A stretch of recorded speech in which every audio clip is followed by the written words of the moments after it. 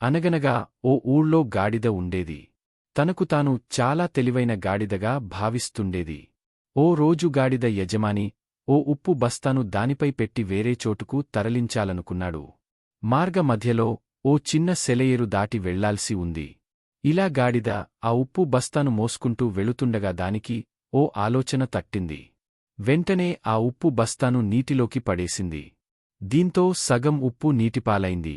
మిగిలిన ఉప్పు బస్తాను తిరిగే గాడిదపై పెట్టగా అది చాలా తేలికగా అనిపించింది. గాడిద చాలా సంతోషపడింది. ఇలా ప్రతిరోజూ ఈ గాడిద ఉప్పు బస్తాను నీటిలో పడేయడం, తేలికగా మారిన ఉప్పు బస్తాను సంతోషంగా మోసుకెళుతూ ఉండేది. అయితే గాడిద అతి తెలివిని పసిగట్టిన యజమాని ఓ రోజు దూది బస్తాను ఆ గాడిదపై పెట్టాడు. ఈ బస్తాను కూడా ఆ సెలేరులో పడేస్తే మరింత తేలికగా మారుతుందని భావించిన గాడిద ఆ దూది బస్తాను నీటిలో పడేసింది. అయితే దూది నీటిలో మునగడంతో నీరు మొత్తం దూదిలోకి చేరి అది బరువుగా మారింది.